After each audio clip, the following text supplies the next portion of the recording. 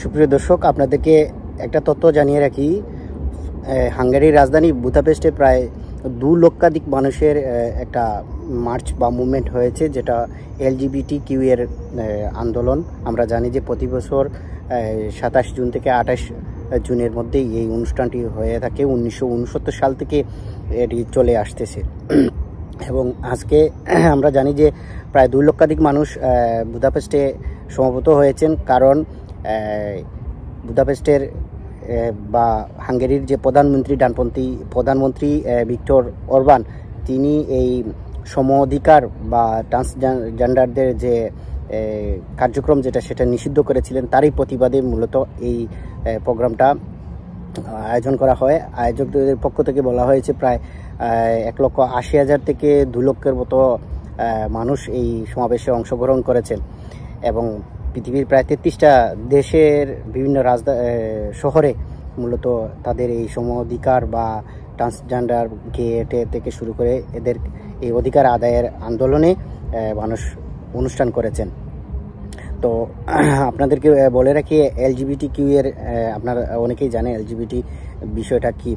এটাও বলা হচ্ছে, এটাকে নাম দিয়েছে তারা প্রাইড মার্চ বা প্রাইড ইভেন্ট, প্রাইড প্যারাডে নামেও এটাকে ডাকা হয়ে থাকে।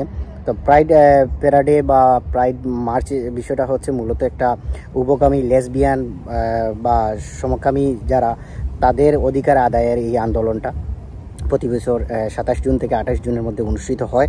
সেটা আমেরিকার নিউ ইয়র্ক 1969 সালে আপনার স্টোনওয়াল দাঙ্গার স্মরণে মূলত এটি হয়ে থাকে। এটা তাদের আইনি অধিকারের জায়গা থেকে তারা এটা করে আসছেন। তো আজকে যখন এই বুদাপেস্টে প্রায় 2 লক্ষ মানুষের সমাবেশ, সেটা আসলে ইউরোপের বিভিন্ন মিডিয়া ফলো করে প্রচার করেছে। মূলত ইউরোপীয় ইউনিয়নের বিভিন্ন দেশে সমকামিতা বৈধতা রয়েছে, তারই আলোকে যখন ভিক্টর অরবান, যিনি হাঙ্গেরির প্রধানমন্ত্রী, তিনি তার দেশে এই LGBTর কার্যক্রমটাকে নিষিদ্ধ করেছিলেন, তারই প্রতিবাদে মূলত সেটা আয়োজন হয়েছে। এবং এই তাদের LGBTর আন্দোলনের, যেটা আমরা রেইনবো নামে চিনি, যে ফ্ল্যাগটা নিয়ে প্রায় সকল মানুষজনই সেটাতে অংশগ্রহণ করেছেন।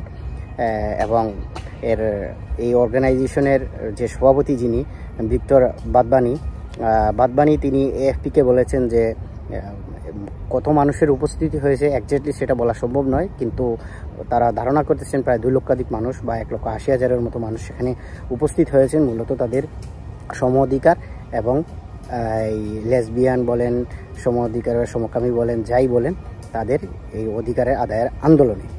সো এটা আসলে ইউরোপের বিভিন্ন দেশেই এগুলাকে অনেকটা সহজভাবে দেখা হয়, কিন্তু ডানপন্থী যে প্রধানমন্ত্রী হাঙ্গেরি রয়েছেন ভিক্টর অরবান, তিনি এই র্যালিটাকে নিষিদ্ধ করেছিলেন। কিন্তু স্থানীয় মিউনিসিপ্যালের যে মেয়র, তিনি বলেছেন না, এটা সরকারের কোনো অনুমোদন নেওয়ার দরকার নাই, কিন্তু আমরা এই প্রোগ্রাম করতে পারি, কারণ এটা হচ্ছে মিউনিসিপ্যালের আওতায়।